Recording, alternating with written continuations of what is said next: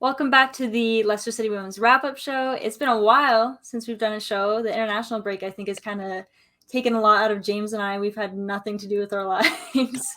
So we got a super special episode today I'm super excited about. But as usual, I have James joining me. James, how are you today? Yeah, not too bad, thanks. So. Good. I'm good, thank you. I'm good. It's good to hear that you're doing well, too. It's been a while since we spoke as well. Yeah. And we've got Leicester City Women's manager, the man himself, Jonathan Morgan, joining us. How are you today? I'm really good, thank you. Thanks for having me on the show. Really appreciate it. Yeah, we were saying before, it's been a while since we last had you on, and probably almost a year now. It's crazy how time flies. So it's been a while since we spoke, and since then, you've won the league. You're now playing in the WSL, and you now have a home ground at the King Power Stadium. How does all of that feel? Yeah, it's fantastic. It's a great achievement to keep seeing the club progress and develop the way it's going. I think the fact that we won the championship last year is a fantastic achievement, but obviously that's now well and truly in the past, and we've got the new challenges of the WSL, which have hit us like a train, if I'm honest. So we're fully focused on improving our performances and picking up those points in the league at the minute. But I think what's excellent to see is the infrastructure and the investment from the club, with the likes of the King Power ground as our home ground, which gives us the best possible opportunity to be the best versions of ourselves. Absolutely. And it's been so great getting to watch you guys play there. And now you have fans back as well, which you could not have last season. How's that been? No, it's been great. I mean, I'm still waiting for you to come over, Hannah. I'm waiting for me to come over too. You trust me. I'll book a pre-season tour in Canada next year somehow. You'll have to. I think that's the only way I'm going to end up seeing you guys at this point. Absolutely. Yeah, no, it is a brilliant feeling to have all the fans in the stadium. I mean, I think we're averaging around about 3,000 at our games at the moment. Obviously, Man U, we had over 4,000, which was phenomenal. And I think it was a really special moment playing that first game at the King Power with all the fans, and just to hear the noise, the smiles on the faces, the support was a fantastic feeling, and something that I feel so proud to be a part of. And what we want to do now is to maintain those smiles and give the fans something really to cheer about. And hopefully we can start with the Man City game when we play in King Power, obviously next Sunday, which is the plan. Yeah, I think for me, Jonathan, it must be so proud to walk down that tunnel. Being from Leicester, you walk out that tunnel, you hear the fans for the first time. It must be one of them moments that you'll cherish forever, and you don't want it to end.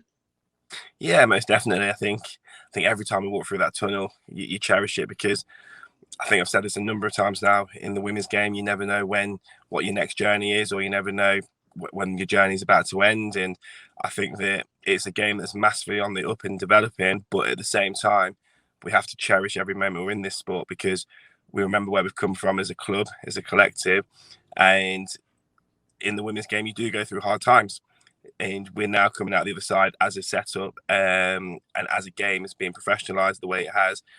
We have to enjoy these moments, and for me, it keeps me humble, keeps my feet grounded, because I look out there and hear that noise, and I think this is what you do it for. You do it for those young kids who you're trying to inspire for the next generation of players and lionesses, and hopefully we can keep doing that. And I think from my point of view, the staff, the players, when we did walk out for that Man U game, it was definitely goosebumps all over, because it was a noise we've never heard before, and it was a sound we've never heard before, and we just want to keep giving that, keep hearing that, and we just love the occasion that we're allowed to be a part of.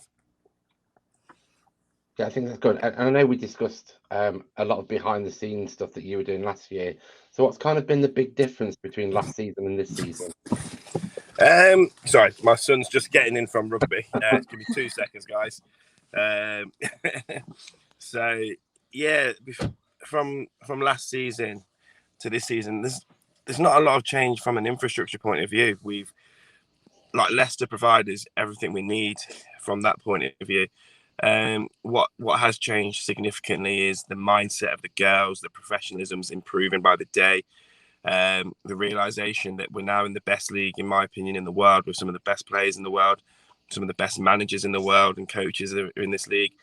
And I think it's the realization is that every day is a hard day, every day is a work day, and every day we keep striving to be the best we can be, but we're under no illusions that we are transitioning, and we have to make sure that we keep pushing, but most importantly keep ourselves working as hard as possible so we can bridge this gap.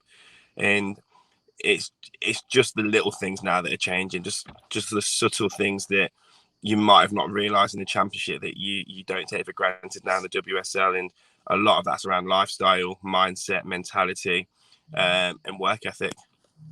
Mm-hmm. So obviously, with all of these changes moving into the WSL, is there anything that you've kind of changed in your coaching style or anything along those lines? Or have you kind of stuck with, this is what I'll be doing and I'm carrying it over to the WSL as well? Or have you also made adjustments with this whole different level of competition? I think it would be foolish for me to say that that anyone stays the same. Every day we're learning, every day we're developing, and just as much as the girls are on their journey, so is myself. I'm learning different ways to make sure that we keep the girls engaged, we keep them motivated, we keep them switched on. We're understanding the squad more and more every day, and we're very fortunate to have such a harmonious squad this year, which is something that we're really proud of. But fundamentally, we've had to sort of get to know the league. We've had to work out what systems suit us. We've not been the best. We've not been blessed with injuries this year, and that's had a big impact to how we've started the season, unfortunately. But nonetheless, we have to back our squad and back ourselves. And I think that every day we are learning, and every day we are tweaking things until we can find that consistent approach that can help us sustain a competitive edge at this level. Mm-hmm. And you kind of mentioned how you guys haven't been blessed with injuries, but even looking at your schedule, I feel like you haven't been blessed with the order of fixtures that you have.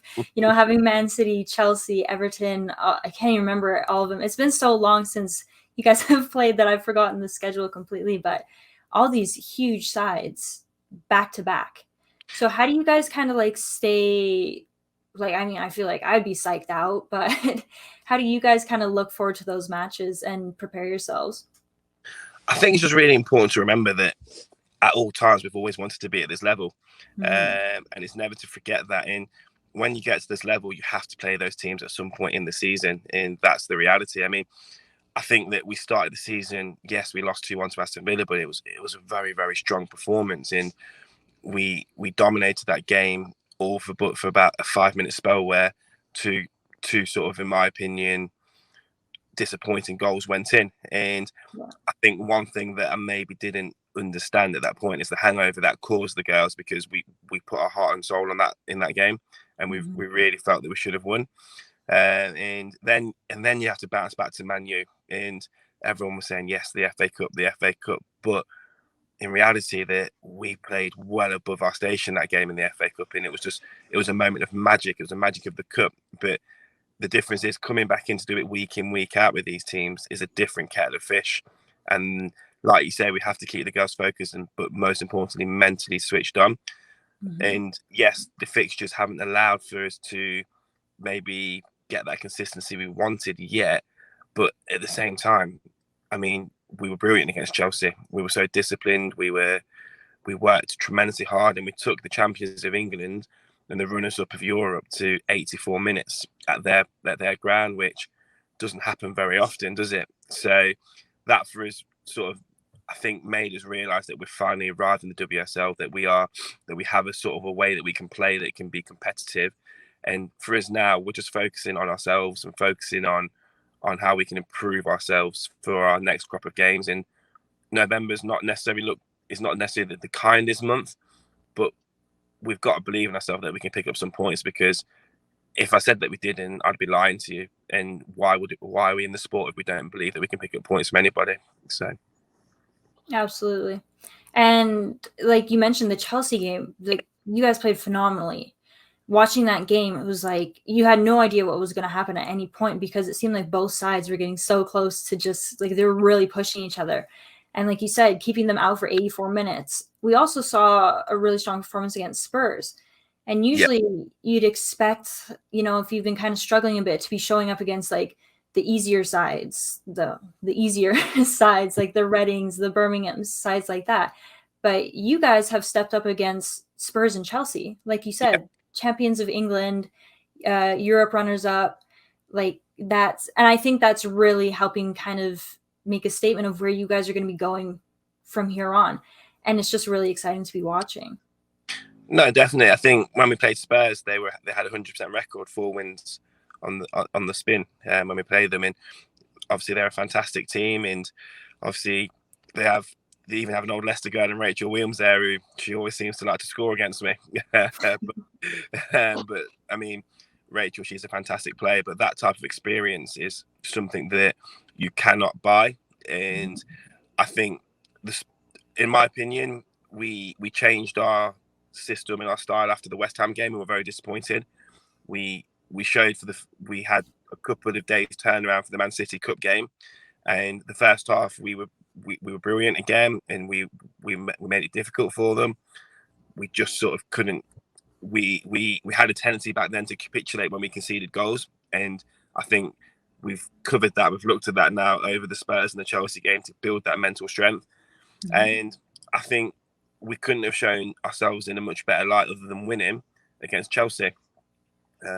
It was a formidable game. Kirsty made some brilliant saves, but it's not just Kirsty. Ash and Abby at the back were phenomenal. I think Sam and Molly in the midfield, they were extremely compact. Hannah and Shannon on the wings, they all knew their roles. And we can't forget, like Jess Sigsworth, she runs for days and she puts so much effort in for us. And that for me is what we're trying to build on. And I think that all came out in the Chelsea game, where it showed that we tactically know what we're doing. Technically, we want to improve and we want to bridge the quality gap, which is no secret. But for me, it's a foundation, it's a platform that we can move on now. And I think one thing that we've shown from this run of results is that we have a lot of character in this squad, and we have a lot of positive character where the girls step up to the mark when it's tough. And I think it could have been easy for us to go to the Spurs and the Chelsea game and get beat 6-7-0 with the run we were on. But in all honesty, both their second goals came in the 94th minute, and it flattered, it sort of deceived to flatter the scoreline really from that point of view, because 2-1-0 losses would have been brilliant for us. I think in Spurs we could have actually picked some point. We could have actually got a couple of goals in that game. We had a good 30-minute spell where I felt we were on top, but we just couldn't capitalise. So we just want to keep building on that, and that's the plan. But I think anyone can say now that after that Chelsea game that we've set a bar for ourselves, and that was the most important part, because that's now set confidence within the squad, and we just want to keep building. Yeah, I think for me, we went to Villa away, obviously disappointed with the loss. And I was talking to Owen from Radio Leicester, I think a few games after that, and he was saying, "Are you worried?" And I said, "No, because every single game there were lots of positives coming out of it." Spurs game was getting better, and the Chelsea game was unbelievable to watch.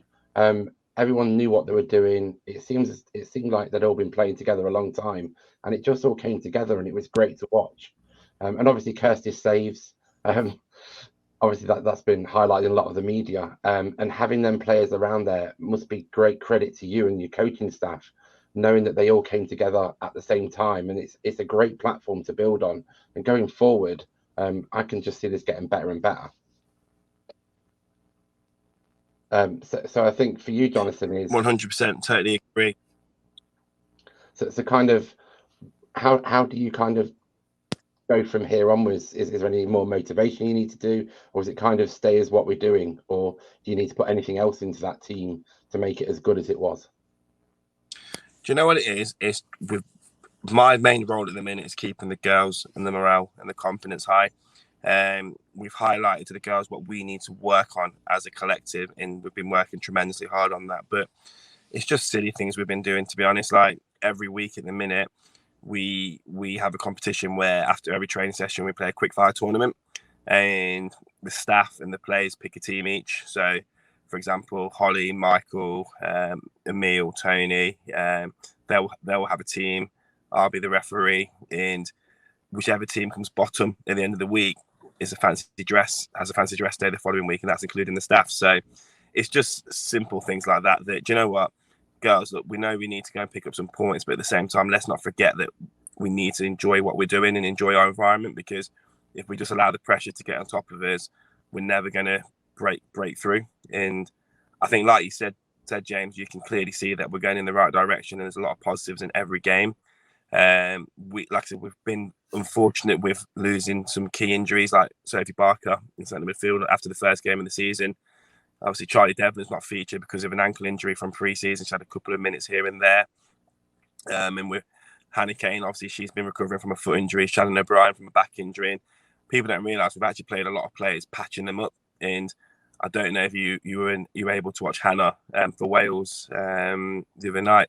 She's finally back to full fitness, so that's a big plus to us. And it's just little things like that, like Abby McManus, she came in and we had a groin strain early on. So now we're starting to get our squad back fully fit. I do think you'll start to see that little bit of edge back out there, but it's not an excuse, but it's definitely something that it makes things a little bit more difficult. But my role is to keep the girls motivated, keep them happy.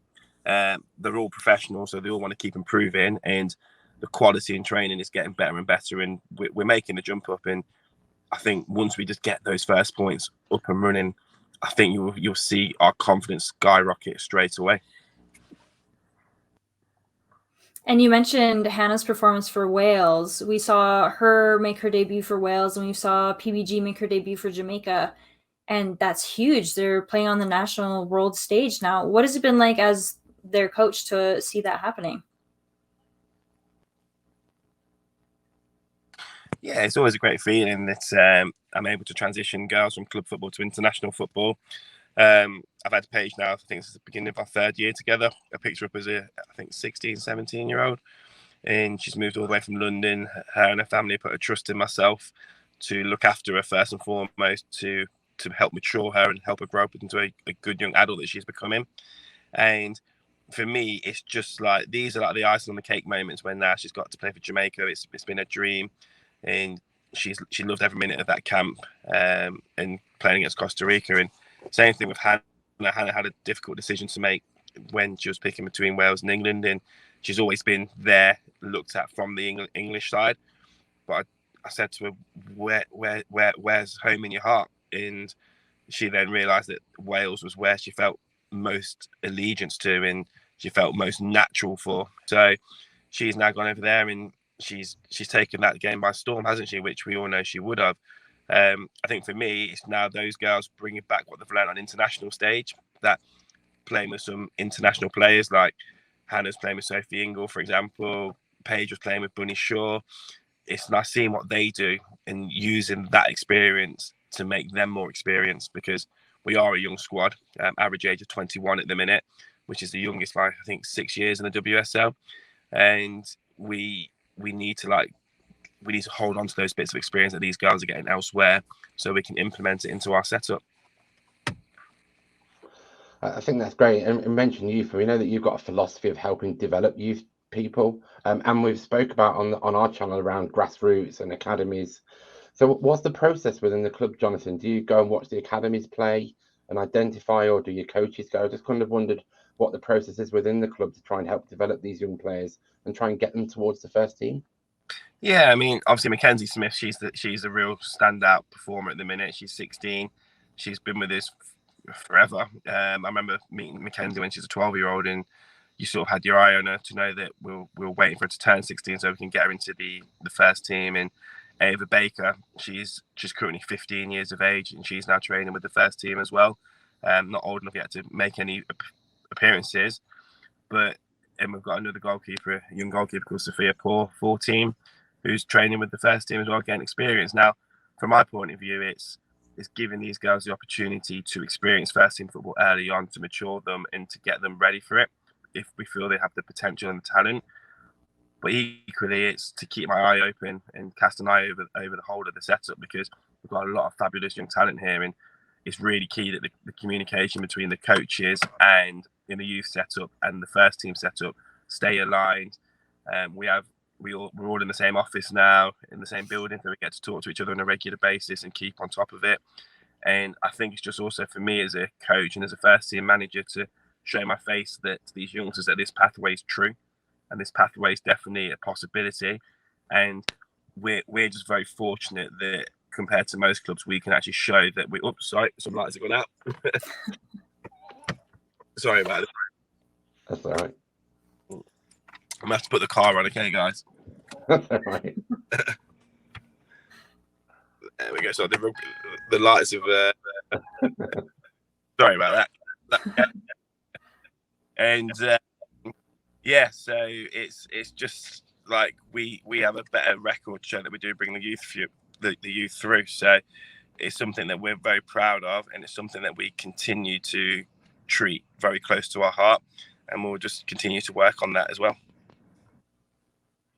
I think that's great. And obviously looking towards next week, you're at the Pirelli. Have you guys been down there? Do you have a walk around, and do you is your prep work the same as if you're at the King Power? Because obviously it's a home game, but it's a different ground. So what's your prep for that? We've not been there yet. Obviously we have all the dimensions of the pitch, and we have all the information that we need from that point of view. But I believe myself and the staff will go down there at some point next week, just have a little walk around, look through the changing rooms, look at the pitch, just get a feel for it, so we can prepare the girls best as possible. But in terms of preparation for the game, it'll be just the same as we prepare for King Power, or whether we're playing at the Corn. We prepare the same way, and we just prepare to hopefully go out there and win. And how are you guys feeling going into that match, especially after such a long break? For us, it's been a good international break. I gave the girls a few days off at the very beginning because we didn't have the Conti Cup game at the end of before the international break, so we had a bit longer. So it allowed the girls to rest a little bit, just to go home and regenerate, go and see the family, rejuvenate, and all that sort of stuff, and come back in refreshed. And we've done that, and we've had a very, very good couple of weeks, and we're feeling positive that we can go in and put in another good performance. We're looking to try and keep a bit of consistency with the squad and the team, which we've not been able to do this season. We've not allowed a lot of partnerships to develop due to injuries, and we're hoping that we can show the fans while we're at Burton something special and take away the points. And just we're going to go back to like the first time we ever spoke with you, which was a while ago, but you mentioned that you love Football Manager and you spent your college career playing Football Manager. And now we're seeing that they've partnered with you guys, or they're sponsored. I couldn't remember what it was, but women are being introduced into, I believe it's 2022. Will you be managing Leicester in the new edition of Football Manager? Yeah, I think if I need to go to the game, to be fair, when it comes out, and I've not seen whether it's out yet or not because I've just been so busy with the WSL at this moment in time. But I think it would be. I'm not sure that my partner will be happy if I get it because football at home. But I might make her manage it to show, so she see how tough it is. It'd be interesting to see what she would do with your whole squad. Yeah. I'll keep that one secret, I guess. Yeah. You're gonna be in the game too, which is crazy. Yeah. So it's for me as well. Like, I've spoken to a couple of friends about it, and obviously it is a thing that we've grown up on as young people, and the fact that like I'm going to be on the game, it's something nice. It's one of those moments where you feel that like all your hard work's been seen and stuff, and I'm sure quite a few of my friends will probably be sending me screenshots when they're playing on it, to be fair. So maybe adults, but we're still young kids. They're all going to be taking your job. Let's hope not real life. We had a meal on a few weeks ago, and he claimed that no one had ever nutmegged him in training, which we didn't know if we believed or not. And we see your videos of the coaches. Are you coaches competitive? Because we see you guys in the gym quite a lot. Yeah, we are, to be fair. I mean, I'm not sure if all this gym work's working well on me at this moment in time, so I probably need to up my game there from that point of view. But yeah, we are competitive, but it's a friendly competition. We play a lot of two-touch, we play a lot of head tennis, tech ball, and also we do that a lot with the girls as well. Again, it's a big part of our sort of team bonding and just keeping the team morale high, where we get to just play little games with them, because it is a laugh, it is a bit of a joke, and it's a bit of fun competition. I think Emil might have been pulling a fast one there, because I know that I've definitely megged him a couple of times in training, but leave that one there for today. He'll never admit it. I'll be shown him this. Speaking of the tech ball tournaments, we always kind of bring it up sometimes online because we see it on people's stories and everything, and we don't know who like the true champion or the ultimate like competition is. Ashley says it's Esme. Shannon says it's herself. I believe now it's Molly stepping in. We need to know who's the best. I think Esme has a natural knack for it. Current champions, current double team champions is myself and Gemma Perfield, and we beat Mol and Shannon and Molly. I'm not sure she could handle losing to myself and Gemma, but yeah, but we're the champions. And Ash doesn't step in at all because it seems she's constantly jumping in conversation and putting in her 2 cents, but she's never actually stepped up to the table. Or I don't think I've ever seen Ash play the game, so I'm sure she has, but I mean, I've never witnessed this. She's still involved somehow. The way she like talks about it seems like she's kind of like a referee or like a mediator to make sure that. I mean, Ash is very good at keeping everything calm. And that's why she's one of our leaders. Like, everyone respects and loves her. So but she has a natural tendency of keeping peace. She seems like that type, so I'm not surprised at all. We need to see her step up to the table, though. She could be the dark horse. Who knows? Who knows? I'll get her to do this maybe next week sometime. We'll be waiting on an update about that. Maybe she's just going to come in and hustle you guys. She's just been watching everybody else. Yeah, and then she's like an absolute worldie of a tech ball player. Might just be scoping out everyone too to figure out what she needs to do. Yeah, clever one, really. Exactly. Jonathan, we asked all of our guests this. We're creating a playlist, so every single one of our guests gets to nominate a song. I think Emil nominated No Diggity, if I remember right. Yeah. I think so. So what song would you like on our playlist? Oh, that's a good one. That's a really good one, isn't it?